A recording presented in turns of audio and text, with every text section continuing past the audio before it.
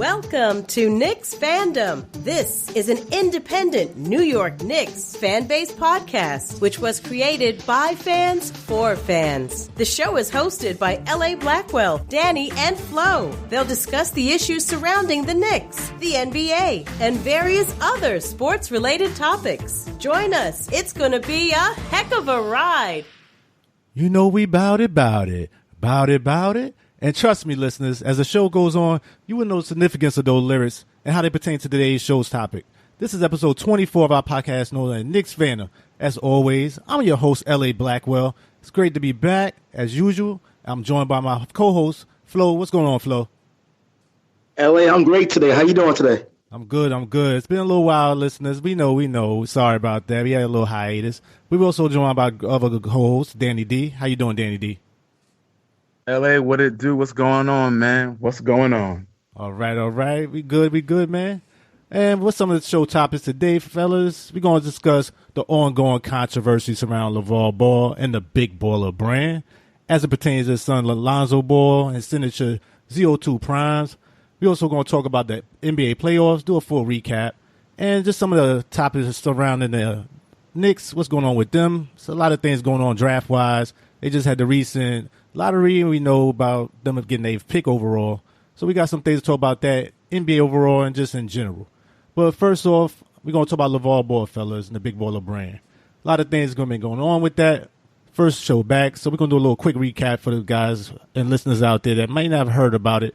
Be sure everybody heard about it at this point, though. Maybe just a quick price points regarding LaVar Ball and his Big Baller brand sneakers out here. The signature pair of LaVar Ball sneakers basically cost $995. The sandals are $220, and the main shoe without the signature is basically $495. You also have some other items in the store, not a store, but basically his online sales from about shirts and hats ranging from $38 to $100. There's been a lot of talk about how many sneakers actually sold in the first day, and Matt Halfhill of Nice Kicks, they say so approximately 157,000 worth of sneakers within the first day. Danny D, what's your initial thoughts around the ZOT Prime, the Big Baller brand name overall, and LaVar Ball initially being turned down by Nike, Under Armour, and Reebok recently in the past couple weeks or so? The first initial response was, them prices way too high. You need to cut them. You got to think about it in the Baller brand. I see, like I said, the idea is great. But I'm not trying to take out no mortgage to buy no $220 slides or no $400 sneakers. It's the market. I see what he's trying to do, but the marketing and things like that is just very problematic. Because a lot of people are saying, who is Lonzo Ball? MJ is a bona fide star. Kyrie's a bona fide star. And this nigga's only $150. I haven't seen his someplace since he got smacked up in the NCAA tournament by De'Aaron Fox and them boys from Kentucky. Why would I want to pay $400 or $500 for your sneakers? That's just my original thought. But I see what he's doing. But the price point for me, I ain't with it. I hear you, Danny D. But, as they say, in his thing, if you can't afford a Big Baller brand, then you ain't no big baller. So I guess he try to sell a culture, a type of brand name recognition overall. But we're going to get definitely into this topic, fellas. Thank you, D. What about you, Flo? What's your initial thoughts about that overall? Same question. I gotta agree with Danny D on this. The price is way too much, man. So I guess, according to LaVar Ball, I'm not a big baller. I hear you. But I understand what he's trying to do. Him being turned down by Nike and Under Armour, Reebok was pretty shocking to me because I honestly thought that they can work out some type of agreement together where to make sure that they can create a signature shoe for his son, Lonzo Ball. But unfortunately, his asking price was too high because he was trying to get $1 billion for one of his sons, but all three of his kids. One is going to be playing for UCLA pretty soon, and then you got another kid at Chino Hills High School, LiAngelo and LaMelo. And I apologize if I get them all confused. But this is something big. He took that risk. He decided to become an entrepreneur after they turned him down. decided to create his own sneaker, his own sneaker line. There's nothing wrong with that. I understand what he's trying to do. He's trying to create generational wealth, trying to pass something down from to his kid, and hopefully his son will pass it down to his future son, et cetera, et cetera. So there's nothing wrong with that at all. Yeah, I definitely see where you guys come from. Thank you, Flo. And I agree with you for, the most part with some of this. But, just some of my initial thoughts overall. I like the idea behind it at first because in the beginning he came off like trying to say it's kind of a brand. He's trying to serve the underserved, a lot of minorities. This is like a community type bill type of brand, the way he first showed it. Even some of the commercials, you look at it. But then as time went on, he kind of changed the little dynamics of where it was coming from.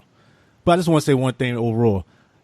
Just the beginning of it, like, let's be real, people. Just between us, vast majority of people wouldn't even care about what's going on with Lonzo Ball if he wasn't playing basketball. I hear a lot of people saying, oh, he's putting him down the wrong road. He's going to crush his career. Who does he think he is? But that's how it is. In the NBA or in sports in general, you have to set your own mark in these things. You can't let Nike or Reebok or these other companies dictate where you are, how much you value yourself.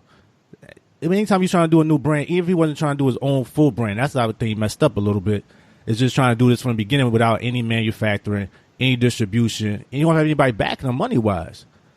We'll get into more of the details where I think he went right and wrong, but I think that's the things he has to look at. So he wanted to make a brand. He wanted to set his own mark. That's cool, and that's the way you should do it. But don't let just because, they turned you down, they're saying, he's a bummer. He's this, he's that. This guy put it in thought. He's been playing this for a lot of years. From what I see, all his sons are pretty well-mannered young men. Haven't seen any issues with them thus far. And he's been in their life, all their life, basically, as a father figure. And they seem to be very positive overall. His own thing and the way he's going about it, I have my own issues. But I'm saying he's a guy, as they say, he put the ball in their hand. And he's a guy that cares more about than anybody. So it's a little hypocritical. So many people, he's going to mess up his life, his career. This guy's been looking out for him from day one. So that's one thing I just want to put out there with that regarding that overall. And also, I just think he needed somebody else there who's been into the business part a little more as his point man. He's doing pretty much all the marketing, all the promotion, which is good. I mean, they say some promotion is better than no promotion. Some people say, but it's a limit to that. And also you can turn potential customers off. And I think if he changed the dynamic where he came about it and made people feel like there's part of it more and made it feel like we going against David against Goliath type of thing against these big companies, people that ran to promote these shoes and been down with that brand. They looked at it totally different. What you guys think about that? I agree with that. But the only thing when I think that LaVar is messing up, that he needs to hire somebody to be the mouthpiece for him.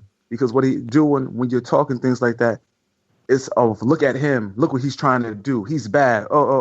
If you get somebody that can talk more eloquent and get the point across while not being so abrupt and so vicious, to get to like you, because now it's going a love type of hate type of thing. You understand what I'm saying? Because that's all we're doing with marketing. Because your son is not doing out there because you're taking the brass. But how you go, how you lead is the pressure. Because now I don't like you. Now when I see your son on the court, I'm going to give him work just because I don't like your pops. You understand what I'm saying? So you're putting a lot of pressure on your son that he doesn't need. It's hard enough to try to get into the league, but be a bona fide star, what you're building up to. He might be a star, but don't give him less pressure because you don't have to put in the work, LaVar. Lonzo will have to put in the work. He has to go in the gym and get busy against these dudes out here. That's really going to give him work now, just because of you.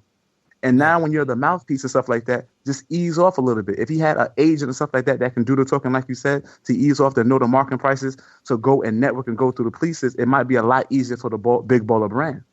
Don't make it harder. Work smarter, not harder. Exactly. And that's true with that. Because even with like the Kobe recent comments saying, we're not really looking for him. We don't really need him right now. I mean, why look down on Kobe to give you some advice? Especially if you're going to be an LA Laker. I mean, bring that magic advice, bring Kobe Bryce, bring Kareem, any of them guys. You take what's appropriate and what's not, you don't have to worry about. But you don't have to. That's what I'm saying. You make it enemies where you don't have to make them. So, those type of things you have to look at. And even with the way he bought the shoe out, one thing I want to go into that later, or we say let's go into that right now. What you think he did good so far, and what you think he did bad so far, Pacific wise? Starting with you, Flo. What you think about that? What he did what he did right was creating a sneaker line after Nike and Adidas and Under Armour turned him down. That's the smartest thing he did. He didn't waste no time. He put it out there on the market. And he's continuing to promote his son. The negatives of where he went wrong is just he's rubbing people the wrong way by being a little bit arrogant, a little bit disrespectful, et cetera, et cetera. And also taking insults at Kyrie Irving, which is unnecessary. Talking about LeBron's kid, unnecessary at all. You got have beef with LeBron. Don't bring LeBron's family into the equation. Don't bring Kyrie Irving's mother in the situation. Come on, have some class. You know better. Come on. The beef should be with the players, not with their family. The family should always be off limits. Always. I hear you. Definitely hear where you're coming from with that. I concur. What do you think about that? Thanks, Flo. What do you think about that, Danny D? What he did right or wrong thus far? What I think he did right now is creating a buzz. You're creating a buzz and got a movement. But then, like you said, also, the negative is creating good and bad buzz. Everything, good press, or only press is good, but sometimes it's not because you're going to get negative reviews. That's what I think he's good and why I think he's bad. Okay. Thus far. I got you. I agree with that, too. And for me personally, just what I think we did right, like you said, it's always good to have your own brand. And this is something you haven't really seen in the sports sneaker type of memorabilia type thing or, products. You've seen that more in music with Master P and things of that nature, which that's the reason we did a little song in the beginning with that. But as we get into a little more, I'll go into a little more detail while I correlate with that and kind of where LaVar Ball went, but kind of went askew. But, overall, I think he did good with that part. The price, that's a hit or miss because to me, you can overprice and outprice some people that actually would have supported you. And it's just like some people said, and I read in different places, like you have a BMW, even though they may not be looking for certain customers, they're not going to trash them either. Because you never know, a person may have a little bit of money now, can always grow in the future. But if you're talking about, you're not don't have the money right now, you're not part of this brand, that's totally different. It's just more, I may not actively go after you, but I also think I'm going to go after people that actually can buy it, but I'm also can realize people can always project upwardly. So those are the things you have to look at. And this also, he didn't have any backing. I think if he had a backing, I would have came out with maybe 2 or more draft picks that's coming out right now this year that might want to be part of the Big Baller brand. Then it would say like, okay, we bringing a movement, like you said, Danny D. We bringing a collection of people, or even maybe 2 or 3 retired players that could have been backing you. Then people looked at it totally different. And they would have said, okay, this is a brand. This is, we're trying to serve the underserved. And then say maybe some of these companies, the retail companies that's selling these Big Baller brand items would be in Los Angeles, be in Chino Hills and things like that. Then you could say, okay, he's actually getting back to community too. So why wouldn't I want to pay extra toward these brands? I'm paying extra to brands that don't care nothing about me. Like, people don't care. We know this overall. That's my opinion. But, this guy actually could have went down that road and he didn't.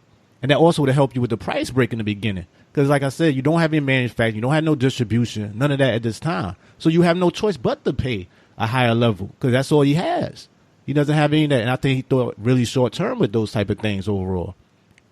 And just the way to break down how shoes are broken in that market. Yes, it may cost like $22 to actually create a shoe, but you also have to manufacture the shoe, distribute the shoe, the retailer. That's an extra $50 sometimes. So Nike overall, from some of the statistics I showed, maybe you get an extra $5 per shoe. And this is something that's been existing for over 15, 20 years. That's a big difference versus a brand new Big Baller brand, quote unquote, that just come out of thin air and it has no real, resume to show behind them. But, that's just something else I wanted to say with that. And, what do you guys think about overall? Where do you see the Big Baller brand going in the future? Starting with you, Danny D. The Big Baller brand in the future is it's a hit or miss. And it's going to be a hit or miss depending how well Lonzo plays in the NBA. If he doesn't have a good year, they're not going to do good. If he does good, they're going to do well. It's resting on that boy's shoulder. And that's why I said that's the pressure. That's how the brand's going to go. If he doesn't do good and he doesn't get Rookie of the Year, he doesn't get the accolades that they promised to be, because the hype that you're giving him is more hype than LeBron when LeBron was coming out. Because LeBron he has a deal and stuff like that, but not his own shoe that he's better than everybody. Because, this kid is supposed to be better than Steph Curry. Yeah. He's going to prime time. He's about to get drafted by the Lakers. Number 2, he's not working out for another team. You getting the spotlight on yourself, so you got to produce. You don't produce, now what? No, definitely where you coming from, D. Definitely. What about you, Flo? Thank you, Danny D. What's your thoughts on the Big Baller Brand in the future overall? The future for Big Baller Brand definitely could be bright based on what Danny D said. It's more about really Lonzo Ball just being successful in the NBA, especially in his rookie season. That's very important. Plus, also the 2 other younger brothers, respectively attending UCLA and also finishing up Chino Hills High School. They have to be very successful also. That's very critical. But in all fairness, I have some recommendations for the Big Baller Brand. And number 1, I'm just curious, did Mr. LaVar Ball, reach out to anybody in general before he made this type of decision, et cetera, et cetera? Because me, personally, recommendation number 1, I would have reached out to Stephon Marbury, especially here's a gentleman who created the Starberry brand, which is very successful in China. That's 1. 2, I would have reached out to Markelle Fultz and also to De'Aaron Fox. Sign them up to the Big Baller Brand. Have them represent the sneaker line. That's what I would have done. Exactly. That's what I was saying earlier. Have some type of backing behind you. It's easy to make you an easy target, Exactly. That's true. But you know what it is, too? Because if you put those 2, then the shine is not going to be on Lonzo. He just wants to be with the family. Understand what I'm saying? Because I'm not going to say, okay, Marco Fultz, let's have more folks shoes. Nah, that's what Lonzo's shoes. It's going to be the balls. Yeah, but like you said, also makes you an easy target, though. Like you said, if you feel like a community, you feel like, oh, this is a Big Baller Brand, then you would feel like you're not just supporting one family. Because at the end of the day, they're going to be millionaires anyway. I heard some people like they may not get drafted. That's crazy. This guy's, it's not football, people. It's not baseball. One player can change a team, a whole organization like that. The guy has talent. You can't take that away from him. So he's still going to get drafted. He's still going to maybe top 1 or 2, maybe go 3 or 4 at the most. Top 2. What else you say about that, Flo? Yeah, also 3, does he really have like a distribution company or manufacturing company, someone that he's working with directly? Because it's like these sneakers are really like made to order and they're not even available right now. Oh, they're not. So it's like a 6-month wait almost. So it's almost in November and you can't even do no returns and exchanges. Who does that nowadays when you get Amazon stuff in like 2 days? And then you're going to tell me, I'm hoping it works out. I hope it fit for a company that has no record. At least when you go to Nike, you know your stuff is going to fit. Not even fit. Remember, if you have, and for all you larger gentlemen, size 14, 15, you got to pay extra too.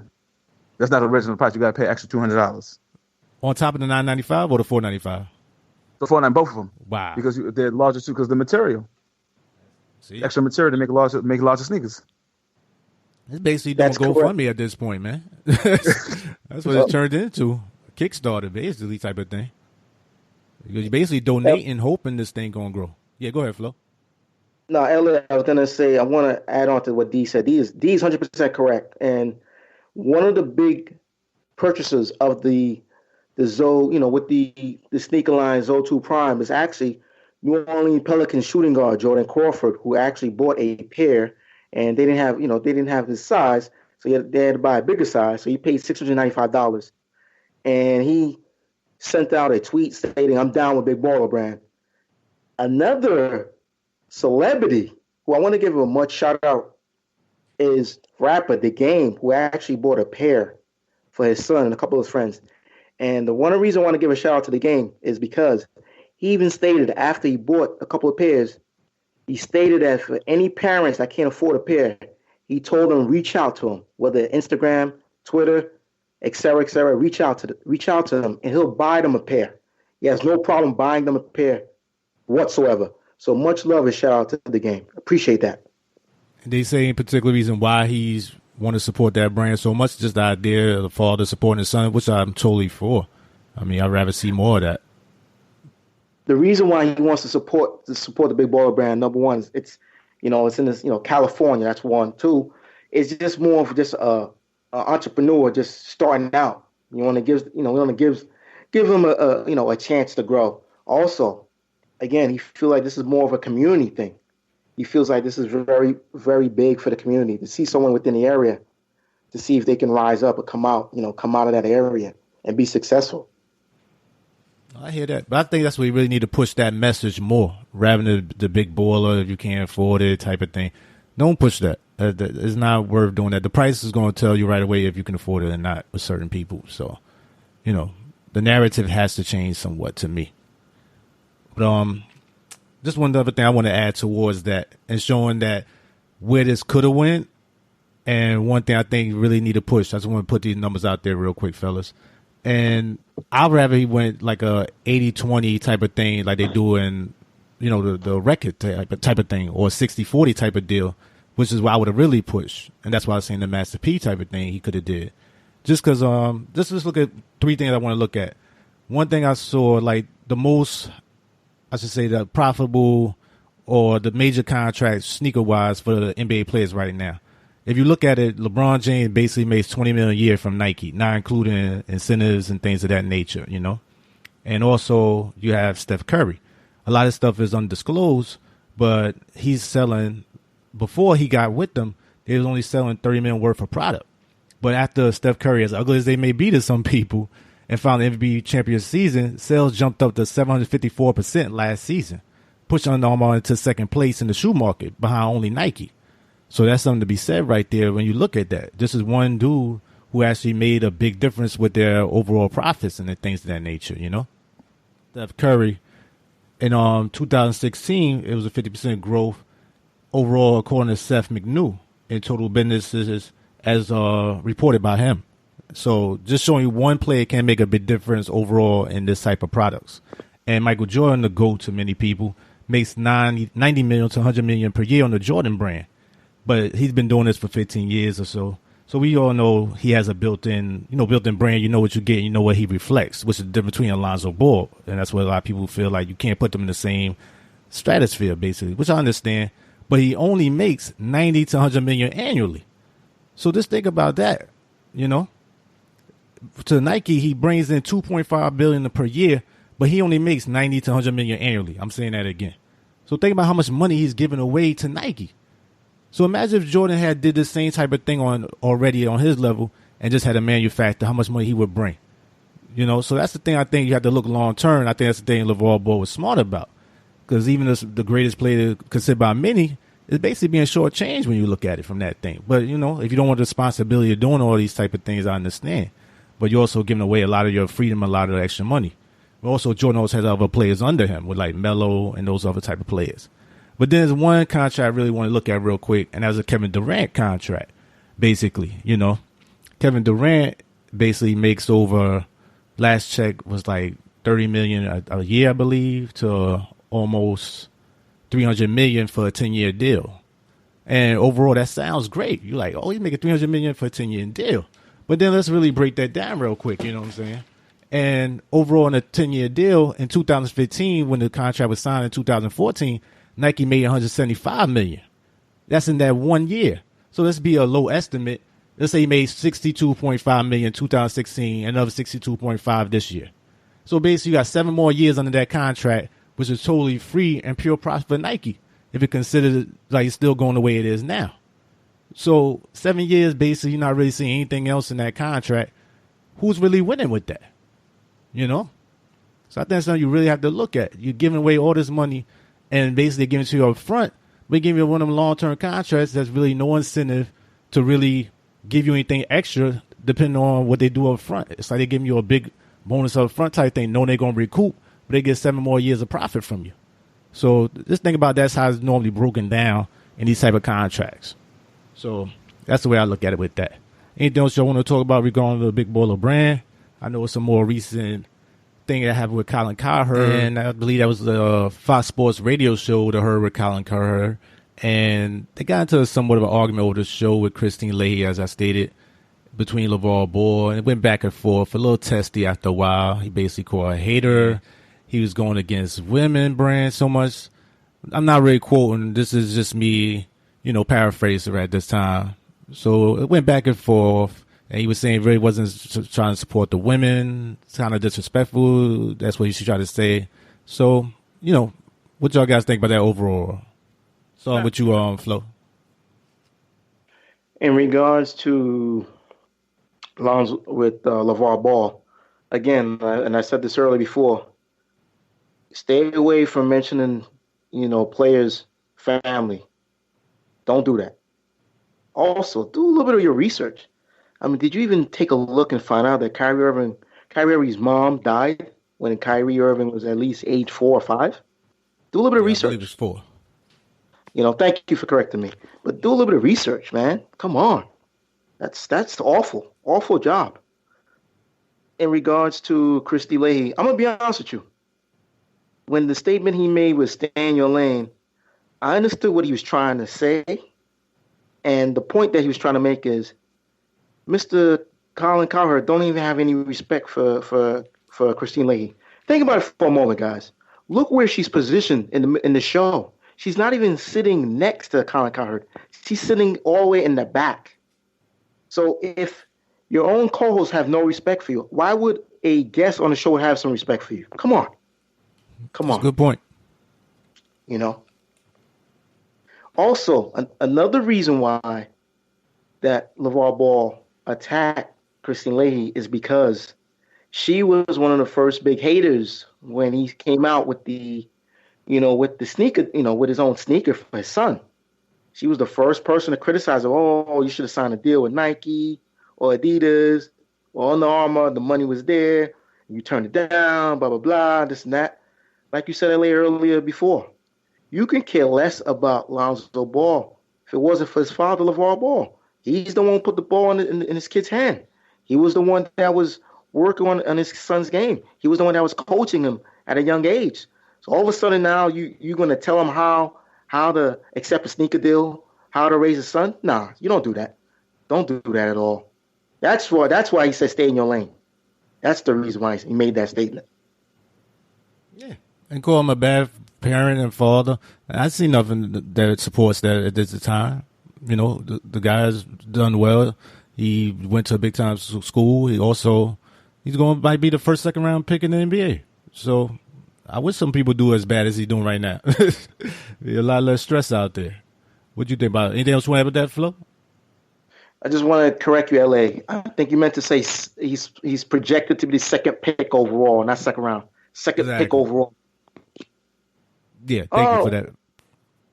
Nah, no problem. Overall, it's just that, again, you can't be disrespecting a guest on the show. You brought him onto the show. If you can't stand the guy, why did you bring him on the show anyway? If you really can't stand LaVar Ball. That's the thing I don't understand with people. You guys criticize him, but then you bring him on your show. He's this, he's that, he's this, and he's that. You love him because he's good ratings. That's why you continue to bring him on the show. You don't like what he has to say, don't bring him on the show. Period. It's the same thing with the Kevin Durant statement when he stated that a lot of fans are complaining that the NBA playoffs have been boring. Kevin Durant said, "Listen, you guys don't like you guys don't like to see blowouts. Shut the TV off. Simple. Simple as that." I ain't even hear that statement. I got some issue with that one, man.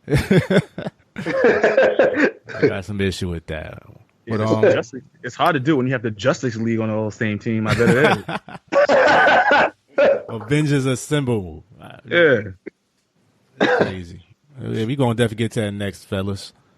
But appreciate that, Flo. What else you think about that, Danny D, on that recent interview? The recent interview, it's hard. Like I said, like you need somebody to represent them, to know the ins and outs, like give them a prep before the interview.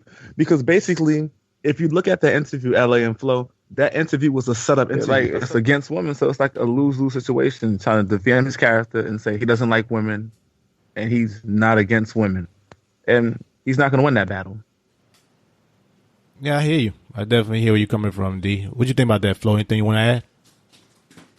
Yeah, definitely want to add to that. I think Christine Leahy is wrong on that. First, LaVar Ball is married, and his wife's name is Tina. Number two, I think if he's real serious about marketing to women, which I think he is, I wouldn't be surprised if he have his wife Tina, wear the Zo2 Prime sneakers on their website. It wouldn't surprise me.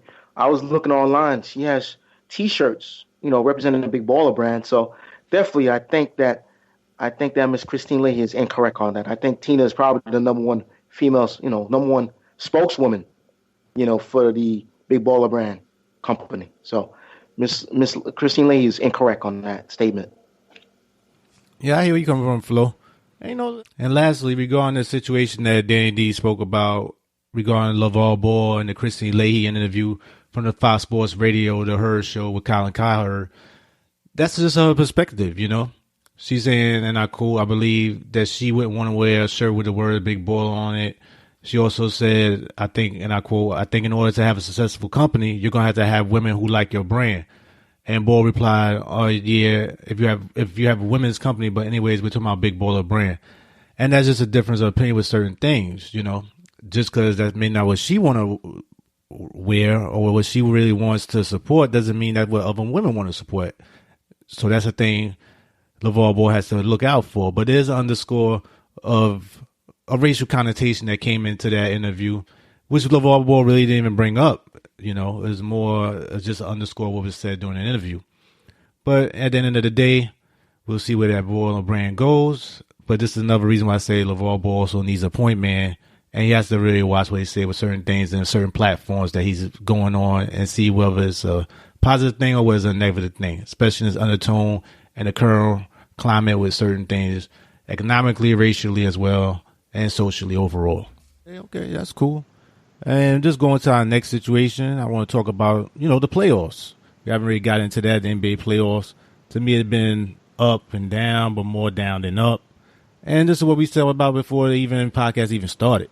A lot of these different situations, and that you have to look at it and say, you was only going for these two teams anyway. It's basically, this is what happened. You stated earlier, Danny, with the Justice League and things of that nature. And this is what happens. You got side of the West, juggling on the one side of the East.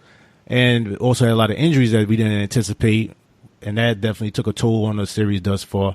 Very, very underwhelming. But I know we've been out there for a little while, so we can't really go into a lot of the first round, second round stuff. But if anything stands out in your mind, guys, that we really want to talk about, we feel free as we go through this. But starting with you, Dandy, what you think about the NBA playoffs overall so far? Well, the playoffs, it was interesting in the beginning with the lower teams. We thought some teams were going to put up a good fight, but and all in all, you got the two teams that got the most players, highly rated players, that's doing what they have to do until we see what the final matchup will be for the championship. It will be basically the Cavaliers faces the Golden State Warriors. Part 3. And are you excited about looking forward to that, or are you just like, it is what it is at this point? No, I'm excited because now you can see what the matchup, because it's going to be, is Kevin Durant going to punk out and actually play? Can LeBron actually put his forces together to beat this other team? So it's going to be a lot. It's going to be a lot of backdrop and backstory. It's going to be good for NBA ratings and things like that of that nature. But, we're going to see how it goes. I hear you. I agree on a lot of that. What you think about, thank you, Danny D. What you think about that flow overall? What you think about the NBA playoffs thus far? Honestly, LA, man, I thought it was a joke, honestly. There was only certain games that was exciting. The first round series with Utah and LA Clippers, that was an exciting series to me. With the Cavaliers Pacers series was exciting, even though they swept the Pacers. All 4 games were real close, no blowouts. And then the Celtics being down 0-2 to Chicago. But once again, what hurt this in the NBA playoffs is, like Dee mentioned, was the Justice League, and also a lot of injuries occurred in this playoffs. And what hurt Chicago is Rajon Rondo being, getting hurt. That changed the series around, and the momentum shifted to Boston, and they won 4 in a row, which is now going to be a big issue for Boston because, and I believe I texted both of you guys last night. Isaiah Thomas is out for the rest of the playoffs. He re-aggravated his hip. He had a hip injury in the Washington Wizards series, which was the previous series before. So he re-aggravated his hip, and he's out for the rest of the playoffs. So this is going to be, it's going to be most likely, in my opinion, a sweep by Cleveland against Boston. So with Golden State, they're just breezing through people right now. It would have been nice to see San Antonio put up a fight, but you know what? Again, injuries really hurt the playoffs this year. Injuries. Isaiah Thomas, Kawhi Leonard for the Spurs. I can go on and on. Rajon Rondo with Chicago. This really is a shame. It really is a shame. A lot of these guys were hurt. It's a shame. Blake Griffin also being hurt for the Clippers. So it is what it is. You have no control of injuries. It's part of the game. But also, like you gentlemen said earlier, again, definitely, this league, guys building super teams, it's really, really hurt this league tremendously. You would really hope that all these teams would have made trades, come, during the NBA trade deadline. You thought a lot of these teams that were, making their playoff push would make trades. That didn't occur. And also, I want to talk about one team specifically, gentlemen. Once it came to mind. So hopefully, I'd like to talk about this specific team. Also, when we go to our final roundup, it came to mind in regards to the trade deadline. So, okay, that sounds good, Flo. Definitely we go through that. I gotta agree with you guys. Playoff definitely underwhelming. Injuries definitely killed it so far with me. Like you said, maybe the couple series that stood out was I thought the Wizards versus the Celtics series was pretty good. A lot of back and forth, very evenly matched teams. I was into that one, and also the Bucks. Even though it was a short series, I like the Bucks against the Raptors. Got to see the Greek Freak, got to see what he can do potentially. But he definitely ran away from the ball at the end in that last game. It was looking like young LeBron with that. He didn't want to take any part of them jump shots. But, just get a little taste of it, I know it'll make him hungry for that even more and, propel the team going forward. So those things I looked at. But Toronto, that was a big letdown. I really thought they was going to play much better against Cleveland going into it. You got Ibaka, Tucker, that got you a little muscle. I thought you were going to really stand there and try to really, do something against them. The center as well. They just laid down. They looked scared once Lowry was out. And, we really got to think about what that team should do going forward. And, we'll talk about that. I think maybe really got to look at Blake Griffin, a type of player, really change that up a little bit. And, maybe not go back with Ibaka and see what happens with that. But also just, it goes back to what I said at the beginning of this podcast. I really hate how these teams are teaming up. As, Danny D stated, I really hated the Kevin Durant move. I didn't like when LeBron did his move because it makes every other team weaker. These teams will have more players on their team without doing this. So we got three big-time stars on one team. Of course, it's going to make the other teams look weaker. It's going to make the playoffs weaker because these players would be on another team strengthening that team.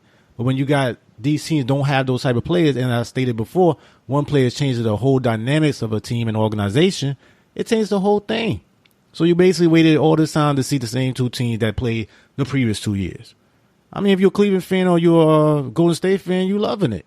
If you're not, it's like whatever at this point. I got no dogs in this race either way. So I don't really care in that respect. It's just like you said, Danny D, I like to see how they're going to react. But even then, it's not even a true test to me on some level because this team is so stacked looking at the Warriors. If you can't beat LeBron with this team, Durant, I don't know what to tell you at this point, I really don't. And the same thing, but if LeBron wins, he's the true king the way they're going to look at it with some things. 2 MVPs on the team, so we'll see how that goes, though. But I pretty much feel like it's a foregone conclusion, looking at it right now overall. But anything else y'all want to add regarding the playoffs that we haven't talked about? Because I know, Flo, you got a few things you want to talk about the Knicks overall. Yes, this is a Knicks podcast. I know listeners might be out there waiting to hear that, so we haven't forgotten about y'all. But anything else you want to add playoff-wise before we jump into the Knicks? No, I just want to say I look forward to this Golden State Cleveland matchup. Hopefully, this is a building of a rivalry like it used to be back in the NBA with Magic versus Isaiah. Hopefully, this is it. Golden State versus Cleveland. Hopefully, the rivalry begins. I think this would be the third year in a row they face each other in the finals. Yes, sir. So definitely, hopefully this is the rivalry, and it looks like Golden State will have the home court again for the second year in a row. Yep, that's the way it's going to be. All right, Flo, you want to jump into the Knicks talks you had? You got a few topics regarding them. I have a couple of topics. A couple with the Knicks, a couple of other things. I want to talk about a story that came out last night, and I forgot about it. I did bring up a particular playoff team. I wanted you guys your take on this, and then I'll continue talking about this team a little bit further. But I want to talk about the Atlanta Hawks for a quick second. Breaking news yesterday was the Atlanta Hawks contacted Larry Bird and the Indiana Pacers at the trade deadline and offered 4 first-round picks for 4-time All-Star starting small forward Paul George. I want to know what's your take on this, gentlemen. What team was that again, Flo? The Atlanta Hawks. Okay. Go ahead, Danny D. What you think? Thanks, Flo. Yeah, if I'm the Hawks, I'm trying to get it before it's a lot for Paul. But if I'm Indiana, I might have to go ahead and take it to see because it's a possibility. Because Reed knows I was going to bring it up that you see that Paul George didn't get signed for the All NBA team, either first, second, or third. I don't know how over not over Draymond Green. This is ridiculous. They didn't a recount on that one. But Agreed.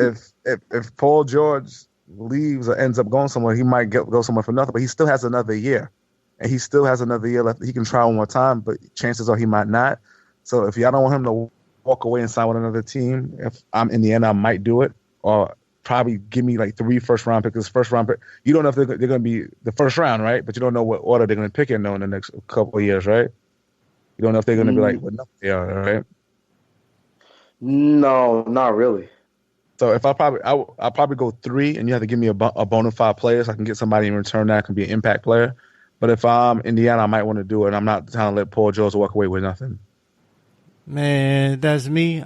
I'm signing him up right now. I'm jumping in that Uber and I'm going to get him, man. Give me them picks. You can have Paul George, man. This ain't LeBron. Let's talk about that real quick. I'm stuttering right now thinking about that. This is not LeBron James, man. Paul George, you spit the bit. I forgot to talk about this during the first round. You up here crying, talking about, I need to get the shot. And then you got the shot in the last game and threw a brick anyway. So go sit down, man. 210 mil, you got costed. I get it. That's cool. I mean, I think you should have made the All-NBA team. No disrespect at the end of the day. He definitely should have made over Draymond Green. Fellas, we talked about this overall amongst ourselves, and he was definitely made our list at the end. But between him, Jimmy Butler, and you still had an extra spot because of where you had the centers set up. But that's basically a net type of deal they did with, what's the name, Brooklyn Nets and the Celtics. You see where that got the Nets right now. So I definitely sign that up if I can get them picks from Atlanta. Atlanta, you're more than happy to have Paul George. As you see, he hasn't got anybody to the finals or anything. So I don't know what the big hubbub is with that. He's not a superstar player in that. He's not a number one dude on your team.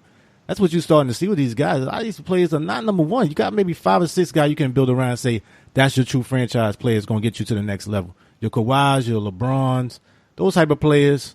And then it's a pecking order. Paul George is not in that area. He's the second or third tier player. And Atlanta, last time I checked, don't have a first player that you want to put with Paul George that's automatically going to make you get to the finals. So I don't know why you're even doing that. That's a waste to me. I'm definitely not giving all my picks, especially when Atlanta's not a hotbed for free agency. I mean, you got Dwight Howard, and who else really stayed with Atlanta? I'll wait. I don't know.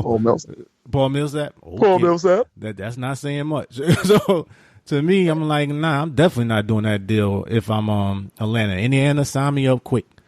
Adios, Paul George. If you want to go that bad, I'm not. It's the same thing with Mike Conley. I'm not putting all this money in one dude when he's not that star. He's not pushing you over the level like that just to keep making playoff first round or second round maybe. I don't see it's worth it. So to me, nah, I'm not doing that. What about you, Flo? What you thought about overall? Excuse me. I would say for Indiana, I would have made the trade if I was Indiana. I was kind of surprised that, Larry Bird turned that down. Very shocking to me. Was Bird still there, or he gone already? Not to interrupt you. I think Bird gone, right? Or he's still finishing up before he leave? He stepped down as president of basketball operations. Right now, he stayed with the team, but he's a consultant, just like Donnie Walsh is. Got you. Okay, good to you, Flo. Yeah, so right now, the current GM of the Indiana Pacers actually is Kevin Pritchard, who was the gentleman, if you guys remember, the gentleman who drafted your boy in Portland, Greg Odom, over Kevin Durant. That speaks for itself. He said he had a conversation with Paul George, and he told George he said they'll continue to reach out to him and speak to him and just get a gist on things. He told George that he's looking to build a team around him. We'll see how that goes. That remains to be seen, but okay. I want to continue to talk about the Atlanta Hawks again. All right, that's cool. According to Chris Haynes of ESPN.com, the Atlanta Hawks will interview former Detroit Pistons point guard and 2004 NBA Finals MVP, 5-time All-Star, Chauncey, Big Shots, Billups, for their vacant GM position this Tuesday in LA. I want to know, gentlemen, what is your take on that? Let's start with you, Danny D. What you think about Mr. Big Shot being the big shot as a GM? Mr. Big Shot is cool. You know what I'm saying? He's cool as a TV analyst, but I ain't never seen him do no coaching. That's just me personally. I wouldn't know how. I would want to see how he do coaching and stuff like that. While to see how he's doing to be with Detroit and where his head is at before. But it's a GM job. There's no problem with that. But I'm not hiring him though. Because I just need more experience under me if I'm them. I hear you. The thing with the GM, you can always do like Magic's doing and have somebody that does the books, the finance part. So just more if he has an eye for talent. That's the thing I would look at. I saw him more as a coaching type of guy from what I heard and what I read with other players. Because a lot of people felt like Larry Brown got a lot of credit. And I felt like, I can't take away what he did. But some things I read elsewhere that was saying that Chauncey Billups was really the coach in the locker room. Because, Larry Brown's that personality that kind of rub you the wrong way a little bit. Some guys, and they say he was the kind of guy that was like the coach in the locker room amongst the players. And same thing with Denver a little bit. So I saw him more as a coaching maybe type of guy down the road rather than a GM. So I can't really say on that perspective right now. So I had to I see him doing analysts. Some things I like, some things I didn't like. Something just brought me off a little bit. It might be a little abrasive with something he might say. I don't know. But if the players amongst him have respect for him and he has an eye for talent, it could work out. It's a little early. I had to see a little more, so I'm kind of undecided. So what about you, Flo? What you think about that? LA, I'm going to be honest with you. If I'm Atlanta, go for it. If you look at it right now, based on with the Knicks hiring of Phil Jackson, this position has become a mockery in the NBA right now. It really is. The GM and president of basketball operations, the title has become a joke now. It's a laughingstock. Phil Jackson has made it a joke. So you know what? If teams want to interview former NBA players, I'm cool with it. I have no problem. They want to give them a position in the front office, no problem with it. Perfect example in LA, I've mentioned this before, and I wrote an article about it. Joe Dumars is a perfect example, former player who transitioned out of playing basketball into, a front office position, and he became very successful. People forget he was the architect, of that 2004 NBA Finals team. People forget about that. So I have no problem with it whatsoever. Okay. So if you're Atlanta, you got to go for it. You need to sell some tickets. Maybe draw. Put some fans in the seats. A big name like Chauncey will definitely help in Atlanta. Okay, thank you, Flo. And what's your other topic you had? I have a couple more topics. Let me turn the page here. All right. In regards to Ethan Sears of the New York Post, the Knicks are one of the many teams that's interested in hiring Pablo Prigioni, former backup point guard for the Knicks, as an assistant head coaching position. I don't know if you guys realize, but he was actually a coach at the NBA Draft Combine a couple weeks ago. Yeah, I saw that. What is your take on this, gentlemen? He should have been a coach last year. He brought nothing to the party at that age. It was past his prime. I got no problem with that. What about you, Dandy? Yeah, he's a defensive specialist and things like that. Yeah, we need him because we lack horrible and pick and roll defense there, so we definitely need him. What about you, Flo? I have no problem bringing him back to New York as long as Mr. Jackson reassigns Kurt Rambis in the front office sitting next to him. I have no problem with that whatsoever. I agree with that. The defense was atrocious this year. And with the abrasive personality, some of them stated, I read in certain places, certain newspapers and things of that nature. You could definitely sit next to Big Chief Triangle at this point, man. I'm cool with it. What's your other topic, Flo, regarding the Knicks? All right, one more topic in regards to the Knicks. According to Fletcher Mackel of WDSU.com, the New Orleans Pelicans are unhappy with the Jrue Holiday situation. The reason why I'm bringing this up, gentlemen, is because there are currently at least 4 teams that's interested in Jrue Holiday. One of them is Dallas Mavericks. Second team is Denver Nuggets. Third team is the Philadelphia 76ers. And by the way, if they do go after him, that would be the 76ers admitting a mistake that they traded Jrue Holiday for Nerlens Noel, if you guys remember. And Nerlens Noel, they end up trading Nerlens Noel to Dallas in the trade deadline. So, also, the final team is the New York Knicks. Here is the situation with the Pelicans. They're a little bit nervous with Jrue Holiday. They know that one of the keys of trying to re-sign him is to see if they can go after his brother, Justin Holiday, who is the backup shooting guard and small forward for the Knicks. I don't know if you guys are aware. Justin Holiday is very happy in New York. Really doesn't want to leave. He loves to re-sign with the Knicks. I'm hoping that he can he can influence his brother Jrue to coming over to New York.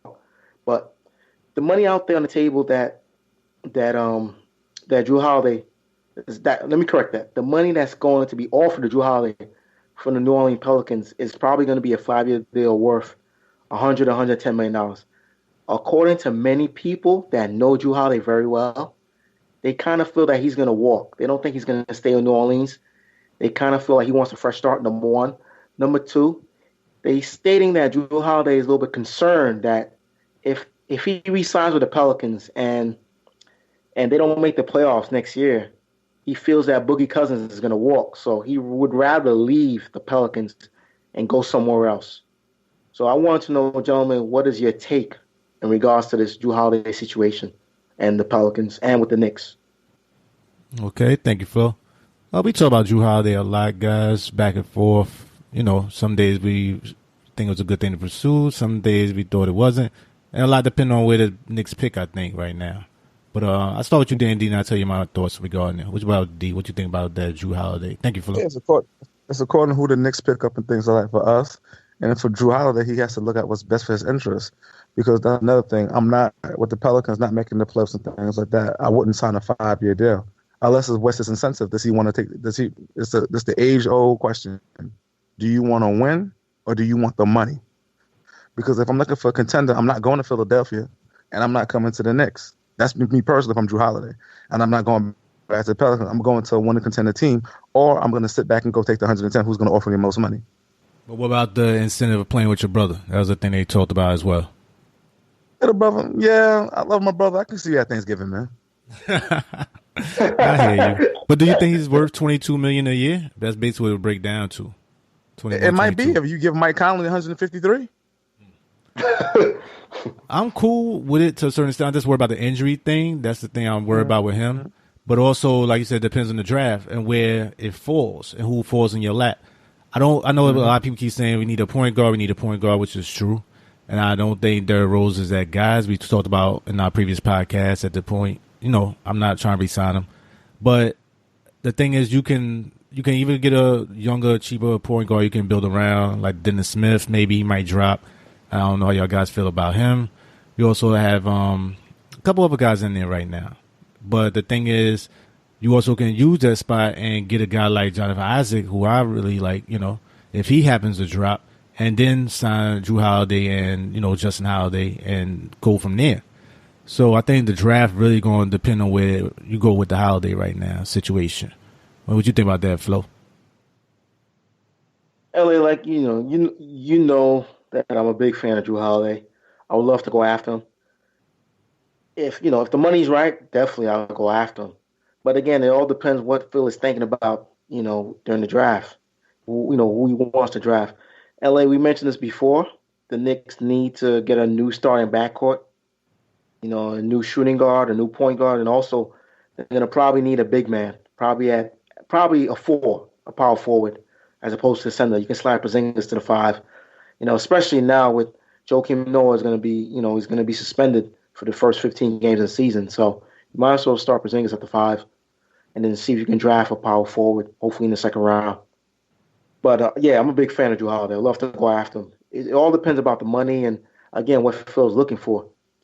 And LA, I think you mentioned this before a couple of days ago, and I think we had this discussion before. That Phil Jackson looked like he's working out shooting guards and point guards.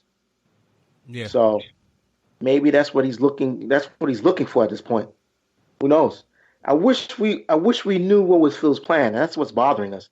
We really don't have a clue what Phil sees. Like I don't know what he's thinking inside that big triangle head of his. I really don't know. I don't know if Phil has a plan yet, But thank you there, Flo. I appreciate that. Anything else you want to add there, Danny D? Regarding final thoughts? No sir, no sir. Okay. One thing I want to add up in this final round, just a little quick guess who. I just want to throw these stats out there right now and see what you think and who these players might be. First player, age 32. He played in 7 playoff games this year, 29 minutes per game, 7 starts, averaged 9 points per game, 30% field goal percentage, 35% field goals from 3-point range, 85% free throws, 2 rebounds, and 1 assist per game. The second player was age 35, 11 playoff games, 29 minutes per game, 2 starts, averaged 12.9 points per game, 44% field goal percentage, and 33% from 3-point, and also 73% from free throw. And he also has 3 rebounds per game and 2 assists per game. And who do you guys think is the best player out of those first 1 and 2? Starting with you, Danny D. Well, we'll player 2. Player 2, right? What'd you think about Flo? Elliot, I agree with D. Player B, definitely. Player 2, player B, definitely. Okay. Now, player 2 was Joe Johnson. And player 1 is J.J. Redick. I'm so tired right here. J.J. Redick might be going to the Knicks. Please, no disrespect to J.J. Redick. I don't want no part of him. If that's all he can do in the playoffs, and the numbers going down in the last 2 years in the playoffs as well. And from what I'm hearing, he's looking 16 to 17 million per year for one trick pony right now, who's not even shooting the ball well. So I'm like, get him for a 2-year, a little 2 or 3 year space. He a locker room guy. I don't want to hear all that. Clippers got knocked out first round. So I'm like, why would I want him in the locker room just with this type of team? You put him there maybe when the team is like one piece away. And I don't even think he's that type of player. I mean, what do you think about that? I'm not really a J.J. Redick fan. I want no part of the Knicks. Let him go to Brooklyn. I hear some things like that. Let him go to Philly. Please, y'all can have him. What do you think about that overall, Flo? Well, L.A., good thing you mentioned that name, J.J. Redick, because believe it or not, the Pelicans are really interested in J.J. Redick, especially if they lose Jrue Holiday via free agency to the Knicks. I don't want J.J. Redick at all. Nowhere near the Knicks at all. I'm happy with Carmelo Anthony. I don't want to do no signing trade. J.J. Redick, getting J.J. Redick, and then I got to move Melo to the Clippers. No, I'll stay with Melo. J.J. Redick, stay where you are in L.A. or wherever team you want to play for, except the Knicks. I don't want him nowhere near the Knicks. I understand he has a home here in New York City. That's fine, but I don't want to see him in a Knicks uniform at all. You definitely you've never reached your NBA potential. Never. Okay. Thank you, Flo. How about you, Dane D? No bueno. Can't do it. Can't do it. Nah, All he I does just want is to put shoot that out threes there. and don't even set picks. Like I said, man, he's a poor man, Kyle Korver. Yeah, he's not even as big as him. That's the thing. At least Kyle Korver is a legitimate shooter and actually put up numbers. But he has a decent size as well. He's like, Kyle Korver's like 6'6", 6'7". J.J. Redick is like an undersized 2 guard. As you said, don't really play great defense or really picks. So, I mean, I don't see what the big hubbub about J.J. Redick. I just want to put that out there before they try to make a move for him down there. I'd rather just keep Courtney Lee and Justin Holiday if that's the case. Definitely. I don't understand that at all. But that's just what I want to put out there as we pretty much finish up the show for today, guys. Anything else you want to add in the closing remarks, Danny D? I'm just welcoming back, guys. Appreciate LA. The show with Flo. Listeners, just keep on listening. I'm trying to put it out. And keep on subscribing and spreading the love. Thank you very much, Danny D. How about you, Flo? Any closing remark? Gentlemen, I want to say thank you very much for allowing me to be part of the show. I want to thank all of the listeners. Please continue to tell a friend and subscribe. Really appreciate all the love and support. I know we went on a little mini hiatus. We apologize for the inconvenience, but we're back. We're here to stay, and we're going to be stronger than ever. Hopefully, you guys continue to stay with us and continue to join us on this beautiful journey of Knicks fandom. Again, this is a great show for NBA fans and for Knicks fans all over the world. Please continue to subscribe and tell a friend. Thank you so much, and we love the support. That's right. That's right. Thank you, Flo. Until next time, listeners, as always, a big thank you to my co-hosts. We hope you enjoyed this show. Please continue to subscribe, share, Like, write a review as well. But just stay with the show, guys. We're going to have some more stuff to talk about during the playoffs, the NBA, and sports in general. Great to be back. Have a good week, y'all. See ya.